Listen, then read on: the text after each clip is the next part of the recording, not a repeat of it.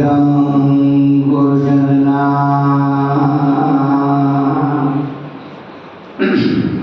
रागाद्याक्षयमुपागतायस्य ब्रह्मा वा विष्णुर्वा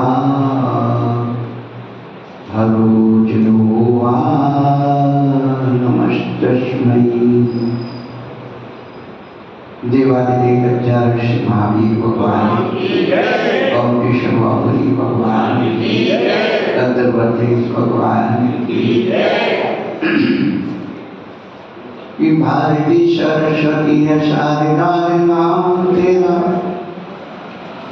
विदुषी है माता अंशकामिनी कहाँ भी है वागीश्वरी जग माता ब्रह्मणी है वरिता तू रामणी है वाणी है तू वासा कहेगा की है ब्रह्मचारिणी है माता वार कुमारी है वह शुद्ध देवी है तू विद्या कहेगा की है इतने नाम तेरे काम तेरा एक ही है आनकी अमित की दिवस जाती एलासन में जिनवानी माता कुल्लू नाचे भगवान की विशी सदी के कुमाचार्य चक्रवर्ती आचार्य सांसद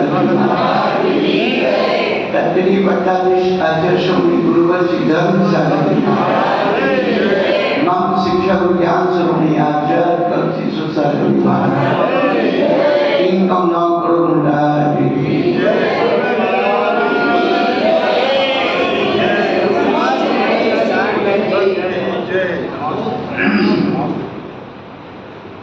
धर्मानुरागी भव्यात्मा प्रारंभ के दिनों से ही हम लोग अपने बारे में सोचा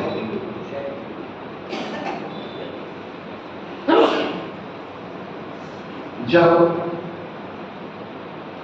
मोबाइल और फोन नहीं थे पत्र आने में भी बहुत देर लगती लेकिन जब कोई बहुत दिनों के बाद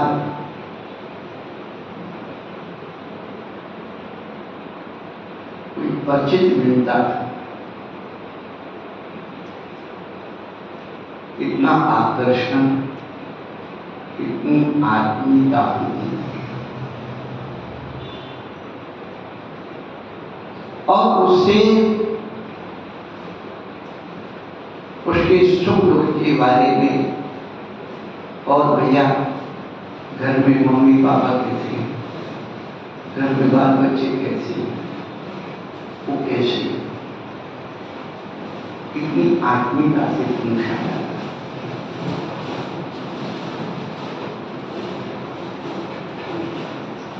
गांव गए बहुत दिन हो गए बहुत साल हो गए गांव छोड़े और गांव का कोई याद नहीं आता अरे भाई गांव में क्या हाल चाल है और क्या तरक्की हो गई और क्या बना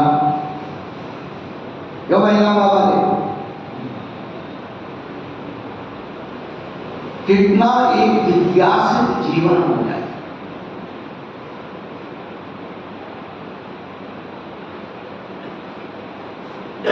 जैसी जिज्ञासा हमें दूसरों के बारे में जानने की होती है दूसरों की तरक्की के बारे में जानने की होती है ऐसी जिज्ञासा स्वयं के जीवन की हो जाए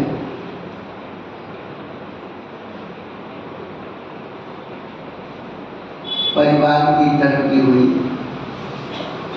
गांव की तरक्की हुई सबकी तरक्की हुई हमारी भी तरक्की निगोज से निकल करके मनुष्य पर्याय तक की तरक्की हो मत सोचना इसी जगह में इतनी तरक्की बच्चे हुए क्या किया पैदा होने के बाद क्या हुआ हमारे जीवन की कहानी कहाँ सिमट के रह गई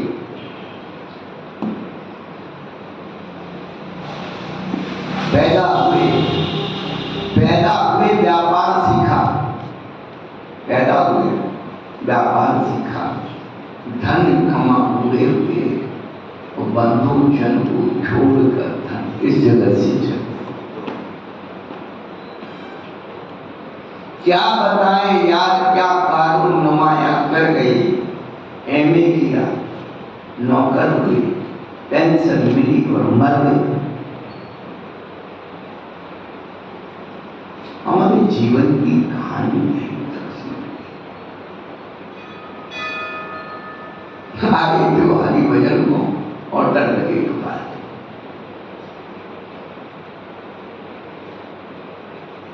अपने जीवन कहानी को हम सुनेंगे। दूसरों की कहानियां सुनते सुनते अनंत काल हो गए। दूसरों की कहानी सुन करके राग देश के अलावा कुछ नहीं। खुद की कहानी सुनते तो बैराग हो जाता। दूसरों की कहानी सुनने से राग देश होता है, खुद की कहानी सुनने से बैराग होता है। जगत काय स्वभाव का संदेह है। एक बार अपने बारे में भी सोच, अपने बारे में बताने वाला कौन?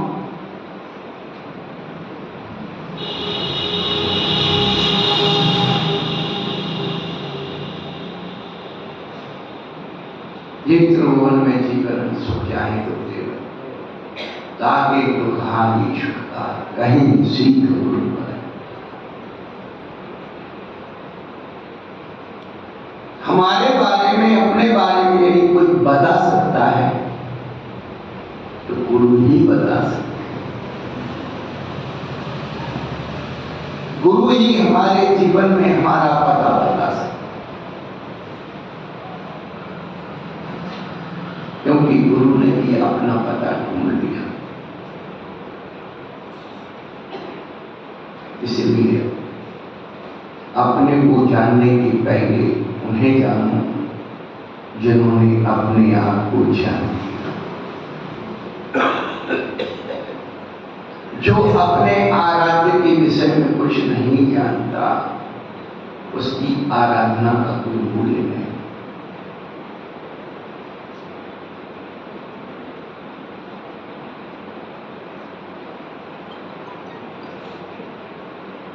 करना क्या है?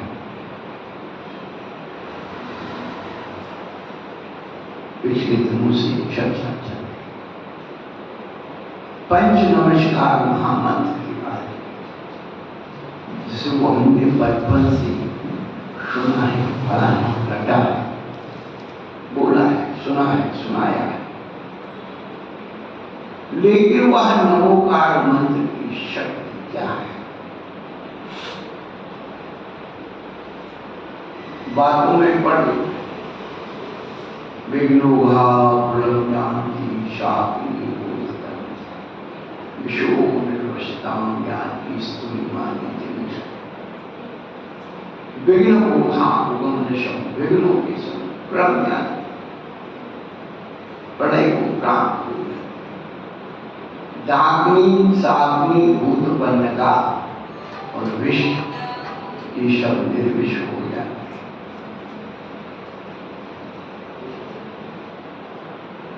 तो वही मानने के लिए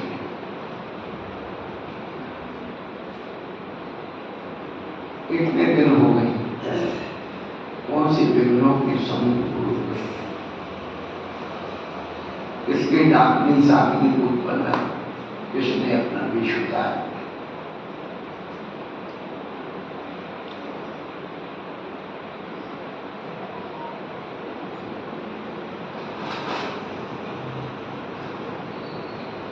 जितनी गहरी श्रद्धा की,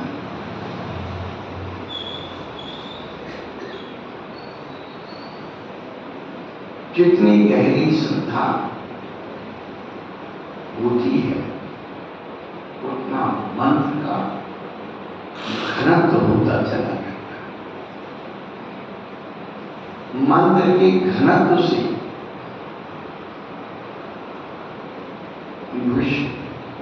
विघ्नों सुना जाता है, अनुभव बनाया आइंस्टीन। जब बन के तैयार हुआ, उससे पूछा कि विश्व को विनाश करने वाली शक्ति को तुमने बनाई,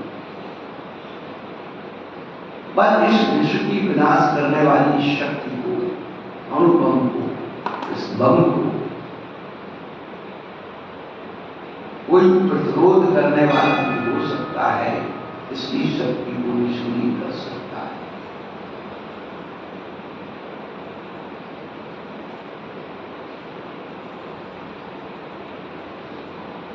इस पर काबू पा सकता है। तब आइंस्टीन ने कहा था, जिसका दिल और दिमाग दुरुस्त हो वह इस शक्ति को निरस्त कर सकता है, पर काबू पा सकता है।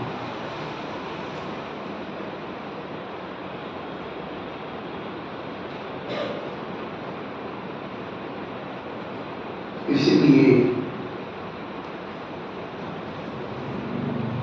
भगवान के नाम के स्मरण में भक्तामती के काव्यों में नाना प्रकार की व्याधियां, परेशानी, विघ्नों के समूह का वर्णन किया है।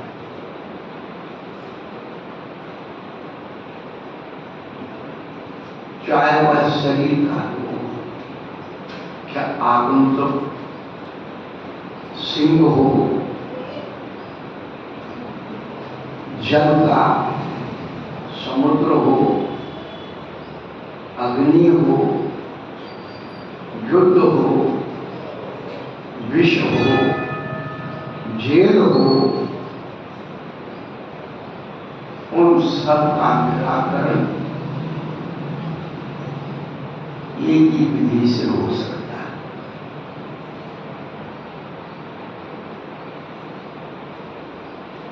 तो नाम मंत्र मंत्र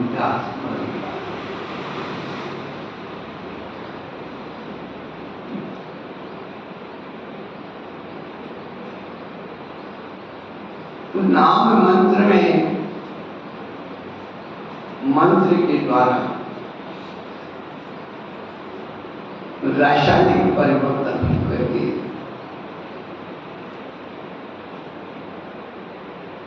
मंत्र में आचार्य भगवान ने भक्तामृत का विपड़ा और 48 तारीख। हम ये मानते हैं कि धर्म की शक्ति से देवतागण आए उन्हें को, लेकिन जो कोई देवता को नहीं माने तो तब कैसे जाने?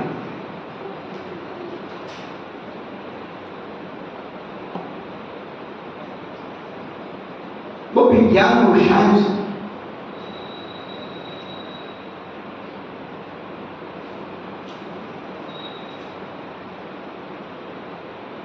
आज विज्ञान का युग है। रिसर्च किरणों के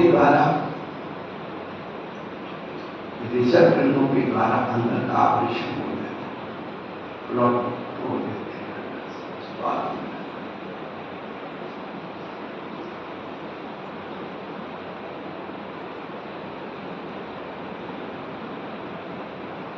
उन काव्यों में वो अनुभूति थी, वो एकाग्रता थी, मान दूंगा चाहिए। एक ही काव्य पढ़ रहे थे, वो रिसर्च का काम कर रहे थे, काव्य की शक्ति बता रहे। मानते हैं दैविक शक्ति, जो नहीं मानते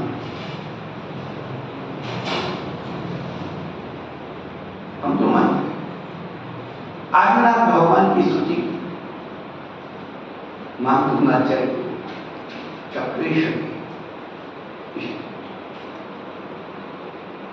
उनको सिद्ध थी। शमनभद्राचार्य को इंडिका पुष्टन हुआ, चंदन पर भगवान की ज्वाला मानी। इतिहास पढ़ते हैं पूज्यपादाचार्य को पद्मावती देवी जी, नेमचंद सिद्धांत चतुर्वेदी आचार्य भगवान को कुष्मांडा अमृता देवी जी। ऐसा नहीं, शांति तपस्या अपने आप एक किए जाते एक हो जाते हैं, दोनों में अंतर होता है।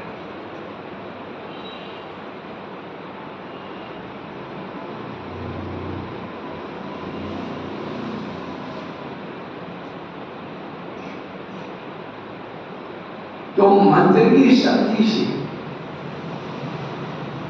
मंत्र की एकाग्रता से, मंत्र के वाइब्रेशन से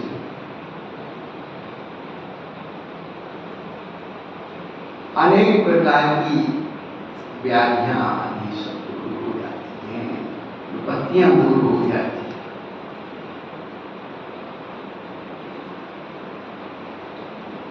कौन कहता है आकाश में छेद नहीं होता और एक पत्थर तबीयत से उछाल कर देते।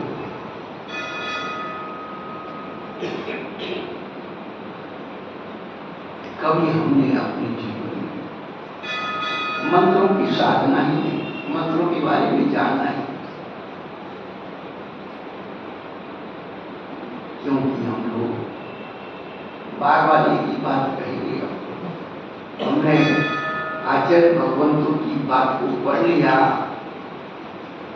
जो व्यक्ति, जो मनुष्य प्रमाद, आलस्य और अहंकार के कारण बड़े आचार्यों के शास्त्रों को नहीं देखते, नहीं पढ़ते, नहीं सुनते, वे मूर्खों के द्वारा ठगाए। सागा धर्माव्रत हमारी पंडित आशाधर सूरी का आप पढ़िए।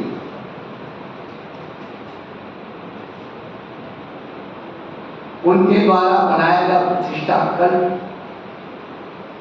पंचकरण का विधान, उसमें मंत्र सिद्धि के बहुत सारे प्रयोग थे।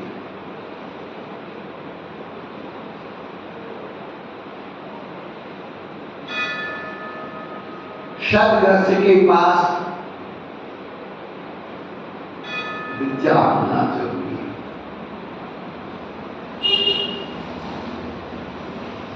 रावण तले कपाने अष्टोत्तर बुद्धि संपत्ति। रावण के पास भी 108 विद्याएं थी।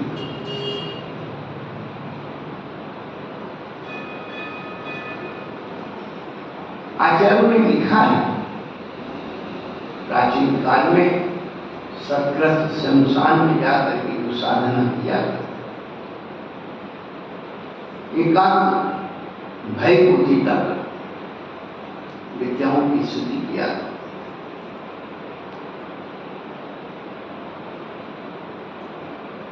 इसीलिए उनका पूरा, उनका आभा मंडल प्रकाशित हुआ करता था।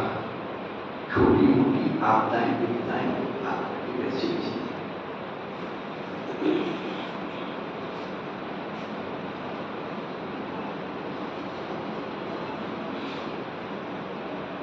आज भगवान का नाम लेने की फुर्सत नहीं। इतनी आपत्ति विपत्तियों से व्यक्ति घिरा पड़ा है। सबसे पहले घर घर में बीमारियों का अंबार।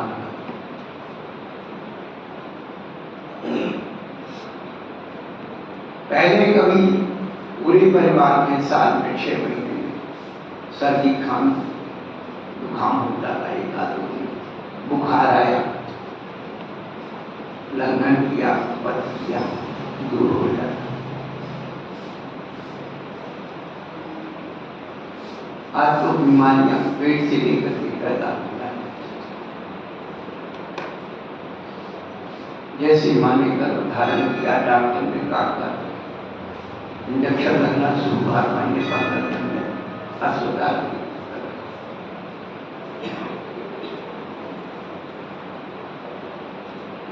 क्या है ये सब प्रसाद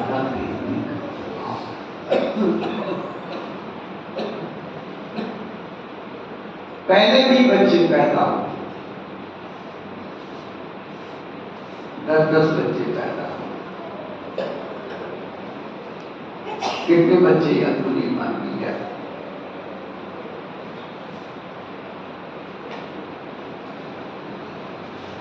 क्या हो रहा है? क्योंकि पंडित आजाद सूरी ने शाखा धर्मामृत ग्रंथ में गर्भाधान विधि से लेकर के और समाधि तक की विधि का वर्णन किया है।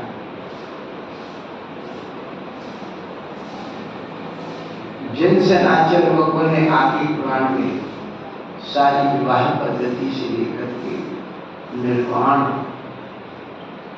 मोक्ष जाने तक की क्रिया का मंत्रों का वर्णन किया है।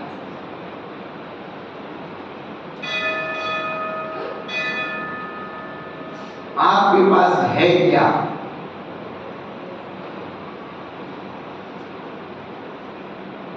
जिससे संस्कारवान बच्चे बनो,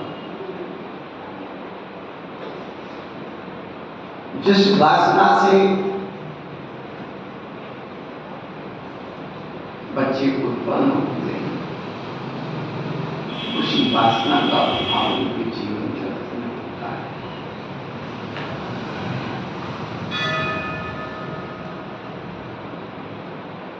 एक 1000 वर्ष पहले जब मुगलों का आक्रमण हुआ, इतिहासकार भारत और अल-बिरूनी, उनके साथ एक अल-बिरूनी नाम का विद्वान आया था मुस्लिम, उसने यहाँ का इतिहास लिखा, भारत देश की संस्कृति का वर्णन किया, और उसमें एक बात विशेष है कि मनुष्यों में ये देखा जाता है, अधिकांश देखा जाता है कि छोटी संतान पर प्रेम ज्यादा होता है।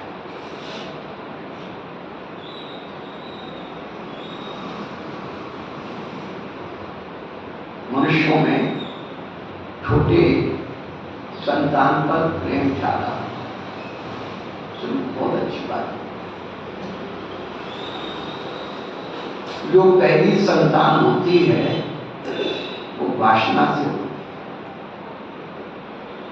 पति पत्नी का आवेग वासना का अधिक होता है, उसके कारण उस बड़े बच्चे पर उनका प्रेम नहीं होता।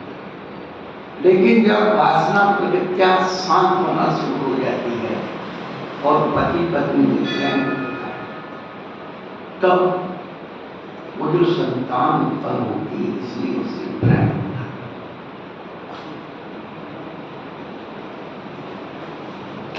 इसलिए महापुरुषों का जो जन्म होता है वो करुणा से होता है। करुणा की अवतार है हमारी मां। 3 लोग के प्राणियों का कल्याण कैसे, उस भावना से उनका जन्म होता है।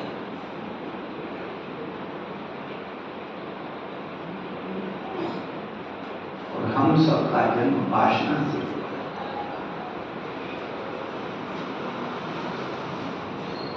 इसीलिए वैराग्य नहीं हो पाता।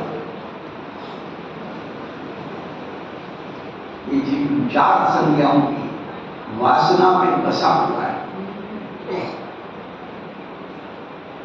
बिल्कुल सीधा सा गणित है, सीधा सा हुआ है।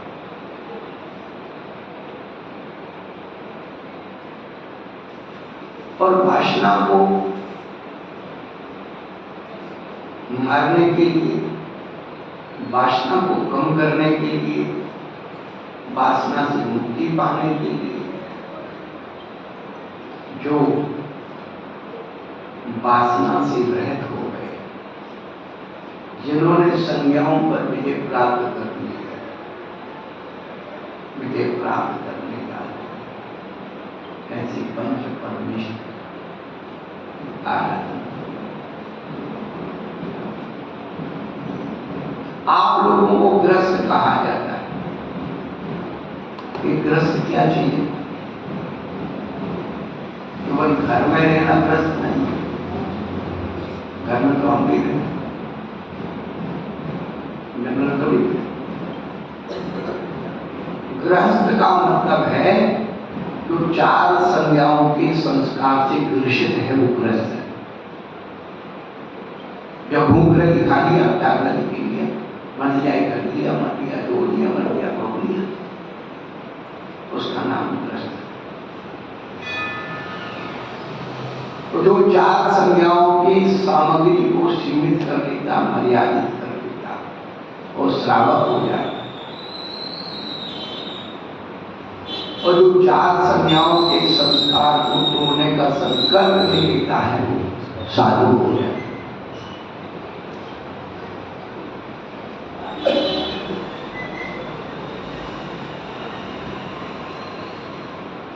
करना क्या है?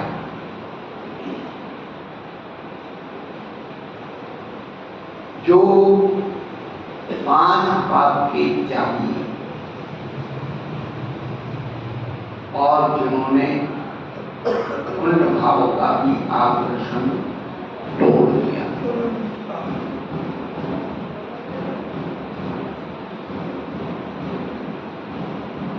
जो धीर हैं वो वैराग में तत्पर। धीर का मतलब पाप कर्म के उदय में कुछ नहीं होना, और वैराग्य का मतलब है उनसे भी प्रभावित नहीं हो।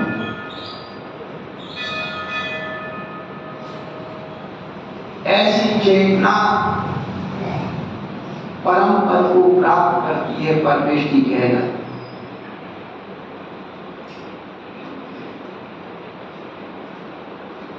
कर्म का उदय तो 13वें गुणस्थान तक चलता है बाबू, वेदनी कर्म आता है। भली वो असाता उदय में आता है तो संतुलित हो जाता है, उदय में आने के पहले वो शाता में परिवर्तित हो जाता है, लेकिन वहां भी उदय में आता है। इसलिए एकादश ने 11 परिचय वहां होते हैं।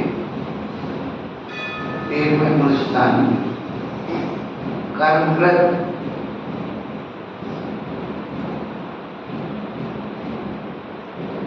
ज्ञान करने प्रज्ञा ज्ञान,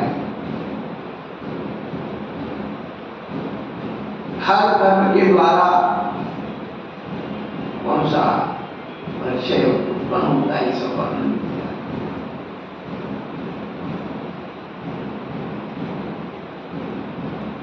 तो पाप कर्म के उदय में विचलित नहीं होना और पुण्य कर्म के उदय से प्रभावित नहीं होना,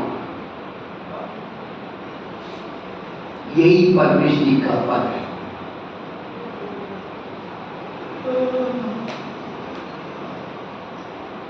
वही नमोकार मंत्र में उन शक्तियों को नमस्कार किया गया।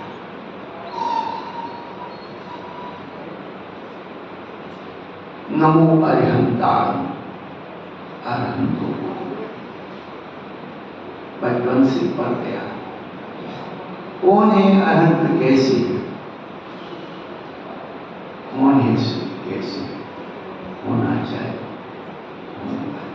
कौन सा?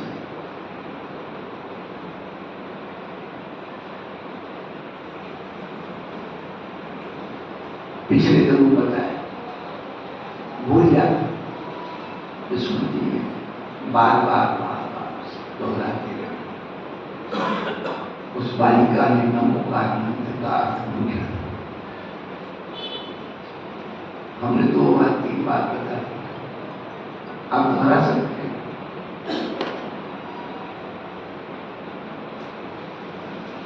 आप बताओगे तो याद आ जाएगा क्या?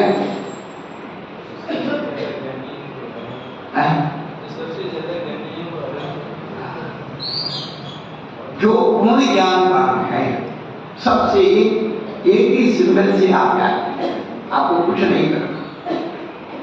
हम अपने व्यावहारिक जीवन में हर व्यक्ति ज्ञान से कंपेरिजन करते, धन से कंपेरिजन करते, ज्ञान से कंपेरिजन करते। तो विश्व में सबसे ज्यादा पूर्ण ज्ञानवान है उसे भगवान कहते हैं, और वही अरहंत है। और एक व्यक्ति मर गया, उसका शरीर पड़ा हुआ है, आत्मा निकल चुकी। ये विचार करो, उस शरीर से निकलने वाली आत्मा अब संसार के किसी भी शरीर में जन्म न ले। नमो शिवाय। बड़ा सरल अर्थ है। बनने की प्रक्रिया तो बाद में पहले समझ लो।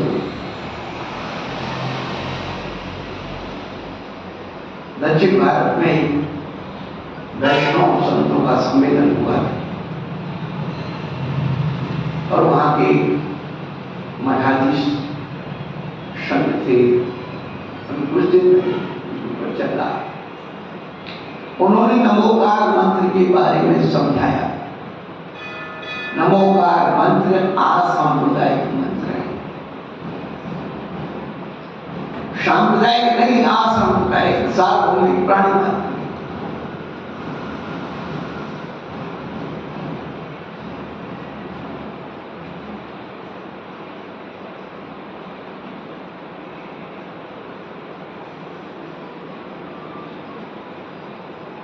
जब हम स्कूल में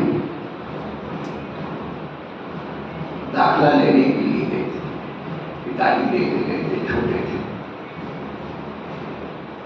तो हमारा रजिस्ट्रेशन, नामांकन स्कूल में दाखिला किसने दिया था कि तुम इस स्कूल में पढ़ने योग्य हो या नहीं?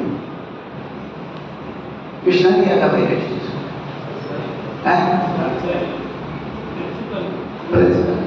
प्राचार्य। बंधुओं, जो हमारी पात्रता हो, क्या जो अनंत सिद्ध बनने की पात्रता को सिग्नेचर करते हैं, वो हमारे आचार्य।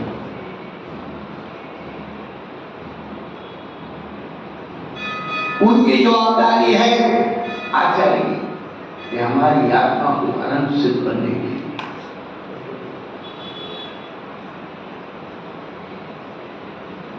कैरेक्टर सर्टिफिकेट कोई दे, जो अनंत सिद्ध बनने की शिक्षा पढ़ाते हैं वो हमारी उपाधि है। जो अनंत सिद्ध बनने की शिक्षा पढ़ते हैं वे हमारी शादी कर रहे हैं।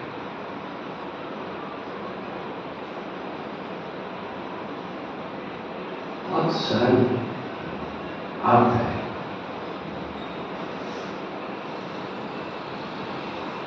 उस अनंत सिद्ध बनने की शिक्षा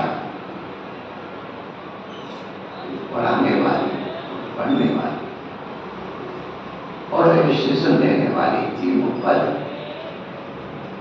विषयासा वशाती तो होते, निरारंभ परिग्रह, ज्ञान ध्यान पर अधीन होते।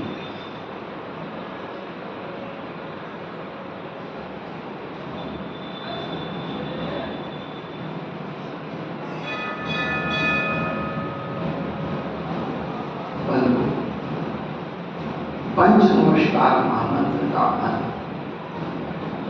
नमो अरिहंतानम से शुरू करके जो महत्व बताया ऐसो पंचम शब्द भाव प्रणाश मंगलामंत्र शब्देश परमम भवै मंगल।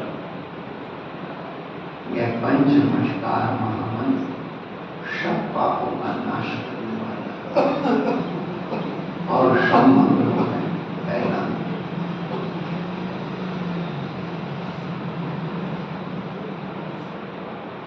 इसका मतलब और भी बहुत सारे मंगल हैं।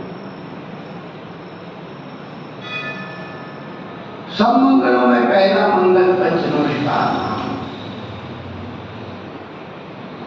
मंगल क्या है? मम पापम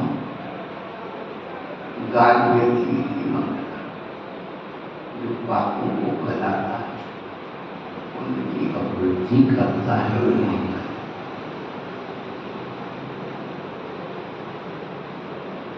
अभी हमारे जीवन में मंगल ही नहीं आया, पापों का गलन ही नहीं हुआ।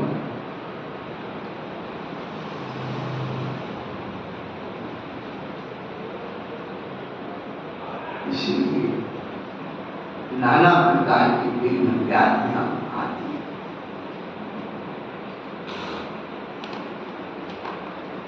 ये पंच नमस्कार महामंत्र ऐसी औषधि है, निरापद औषधि।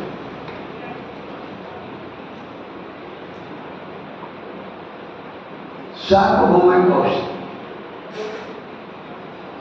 बहुत सारे नाम इसके, मंगल मंत्र, मूल मंत्र, महामंत्र,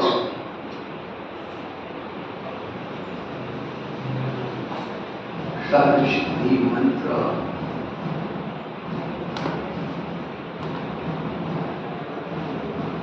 परमेष्टि मंत्र, नमस्कार, कितने ही नामों से पुकार,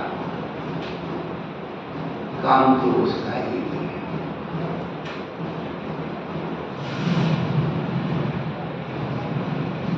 अरहंत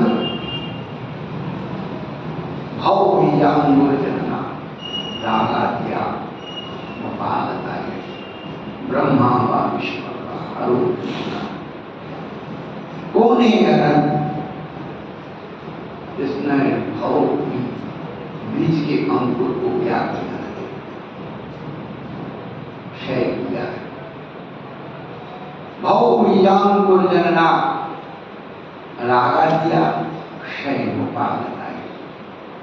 रागादि भाव क्षय,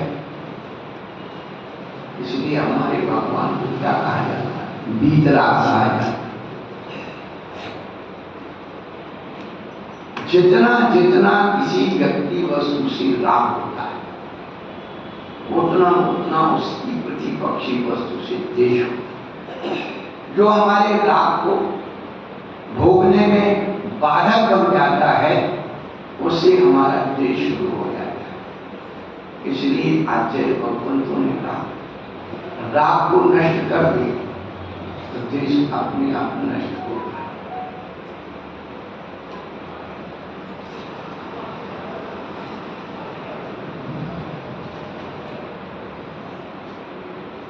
जिसके बिना ना रहा जाए वो राग। तू मुझे अच्छा लगता है ये राग, और तेरे बिना कुछ भी अच्छा नहीं लगता है वो। राग के पहले स्नेह होता है, स्नेह से राग आता है, राग से नहीं। राग और स्नेह में अंतर है।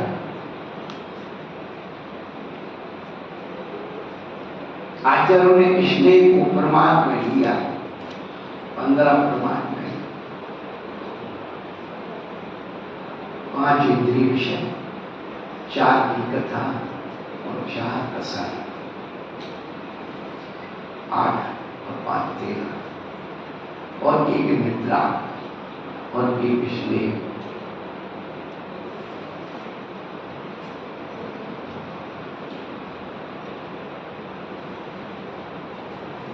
स्नेह क्या है?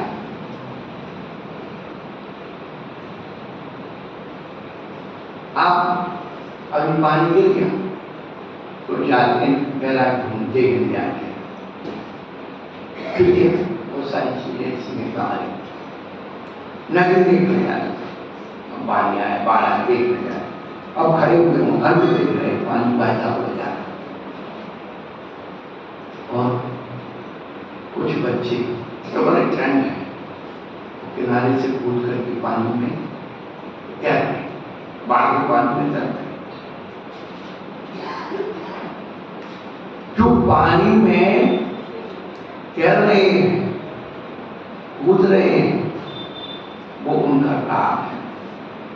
और आप खड़े खड़े केवल देख रहे हैं, आप मोबाइल नहीं, कुछ नहीं। लोग ताश खेलते, अब तो कम हो गए। जो खेलने वाले हैं वो उनका रात, वो देखने वाले कष्ट नहीं। क्रिकेट चल रहा था, सबसे ज्यादा आजकल क्रिकेट का साबित, हार जाए तो टीवी फोड़ते, तुमने हारे नहीं, वो तो हारे और तुमने तो, और जीत गए तो तुम खुशी मना।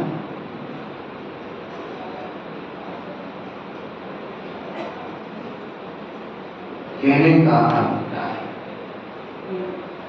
ये हमारी परमाचर्या, ये हमारा आदर्श,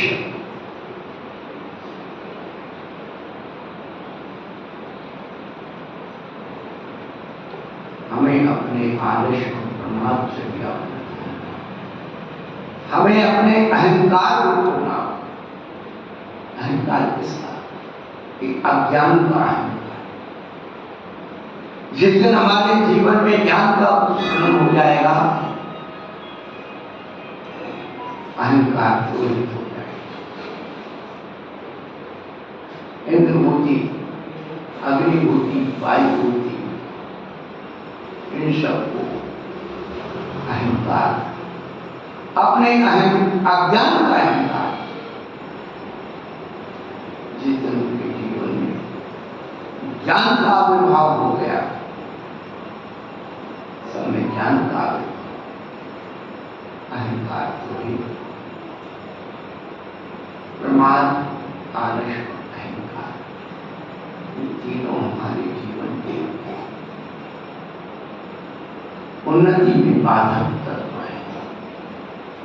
आजकल जितने बच्चों का ये सेमिनार होते हैं और एजुकेशन क्या उनका नाम दिया जाए, लेक्चर होते हैं, सुनने जाते हैं, हजारों बच्चे वहां पर इकट्ठे हो जाते हैं, विषयों में टिकट दे करके 1000 रुपया बंद, 500 रुपये का एंट्रेंस होता है। वो क्या कहते हैं? 3 बातें स्टोरी बात नहीं। सबसे पहले तो कहते पॉजिटिव, 100%। दूसरा कहते कि बिल्कुल आलस्य मत करो, जल्दी उठो। और तीसरी कोई ना कोई टेक्निक बता देते हैं। बस 3 बातों से पूरा।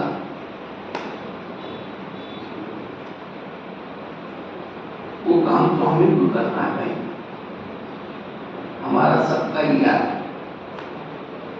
डॉक्टर पे गए या कहीं भी गए, उसने कहा तुम्हारी हेल्थ बढ़ रही है, थोड़ा डाइट कम करो, थोड़ा मॉर्निंग वॉक करो, थोड़ा ये करो, थोड़ा वो करो। बस योगा करो। योगा ने 20 साल पहले सबको जगा दिया। बाबा रामदेव प्रकट हुए और योगा की क्लासें लगी। बाबा आएंगे 5 बजे योगा कराने, और लोग बैठ गए रात के 12 बजे से आगे बैठना।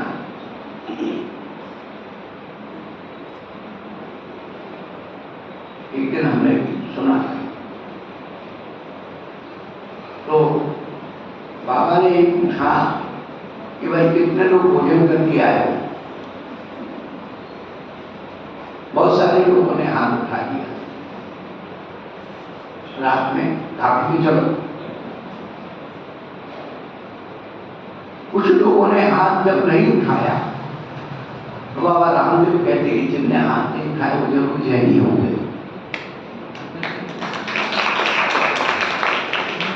तो उसके बाद में हमारे बात ताली बजाए, इसका मतलब तुम रात में नहीं खाते। हाँ, इसीलिए ताली बजाई, रात में खाते हो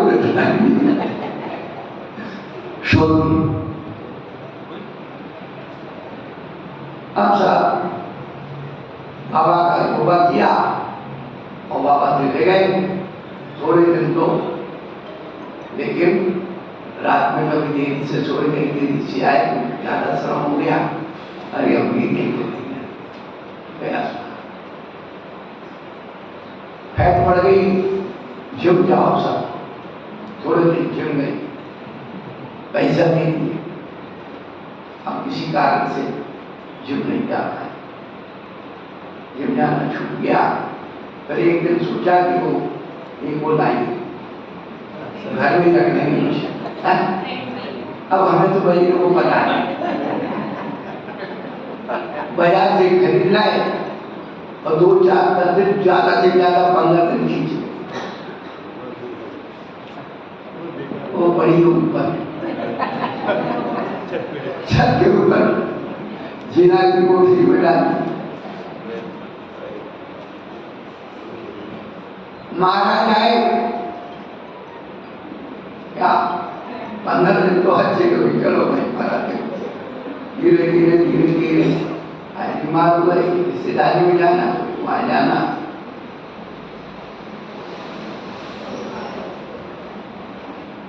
और महाराज ने थोड़ा कड़ा हिसाब लगा दिया तो भैया चलो ये दिन हमारा नंबर आया, ऐसा होता है। अब तो अनुभूति ज्ञान बांटते हैं, किताब का लिखा तो दुनिया पढ़ लेती ज्ञान लिखा, अब तो बिल्कुल हाथ पे रख करके के लिए है कि नहीं, हमारा ज्ञान हमारा ज्ञान हमें प्राप्ति नहीं होता है। नवी प्रातः मरण कनिका का स्वाध्याय, कितनी अच्छी बात है। उन्होंने क्या, प्राणगत होने पर भी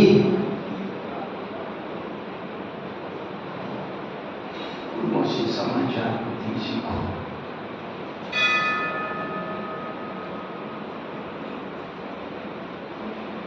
ऐसे थोड़ी ज्ञान मिल जाता है।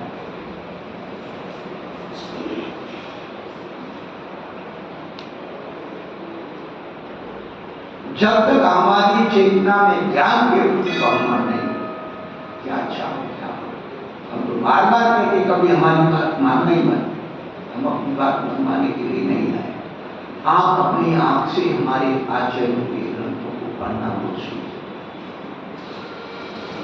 जिन जिन आंखों से, अपनी आंखों से उन आचार्यों के वचनों को पढ़ लोगे, संसार में तुम्हें कोई ठग नहीं सकता। वो जाने का मुकाबला निरंतर काल में नहीं कर सकता है धन। जलते हुए दीपक को तुम कहीं भी ले जा सकते हो, 1000 दीपक जल रहे हो, उसी बीच में एक और जला दो,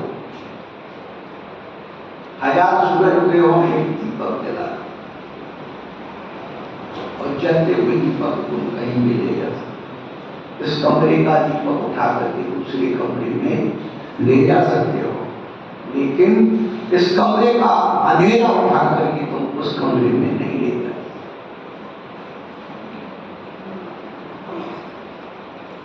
उसी प्रकार से जिसके जीवन में ज्ञान की ज्योति जल गई है, वो कहीं भी चला जा सकता है, कहीं भी जाता है। हमारे बड़े बड़े महान आचार्य शास्त्रार्थ करने के लिए चैलेंज करते थे, बड़े बड़े राज दरबार में जाकर के आपके राज्य में कोई शास्त्रार्थी है, बुलाओ शास्त्रार्थ।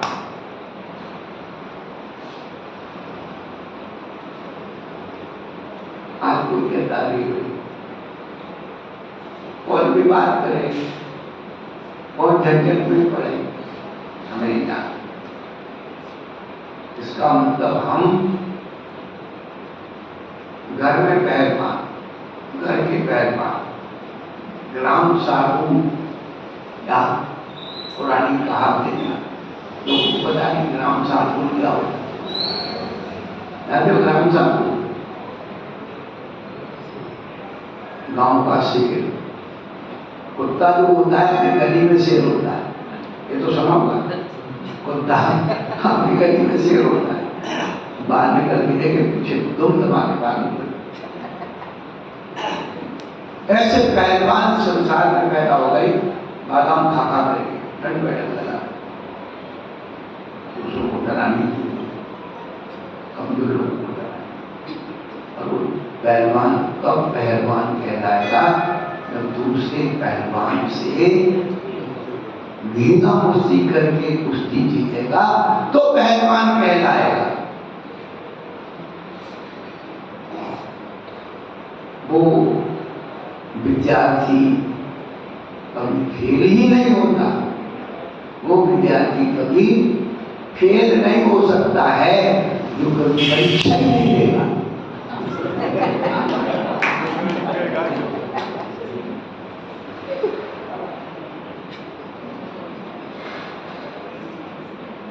सोचो अपने जीवन, हम डरते हैं, माता बहनों को कह दिया 5 बार लिख के गाना, 10 बार लिख के, महाराज ये परीक्षा हो गई, अरे डरते क्यों?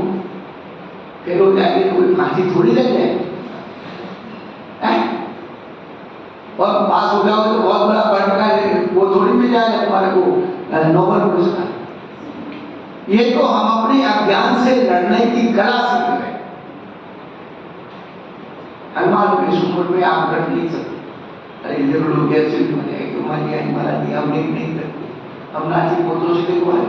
अरे हमारी तुम्हें चिंता लगता उतना ही 2 बार में पढ़ोगी, 3 बार में पढ़ोगी, एक शब्द भी 1 बार में याद होगा तुम्हारे ही याद। जब तक हम लोग अपने अज्ञान से लड़ना नहीं सीखेंगे, कल्याण का मार्ग 3 काल में नहीं हो सकता है, और तभी हम अज्ञान से लड़ना सीख सकते हैं। जिन्होंने अपने अज्ञान से लड़ा, क्या जो आनंद बने, अज्ञान से लड़ते पूर्ण ज्ञानी हुए हैं, ऐसे अनंतों को नमस्कार करेंगे तो हमारे जीवन में भी अज्ञान से लड़ने की कला आएगी। समय लेने पर फिर चर्चा करेंगे। महावीर भगवान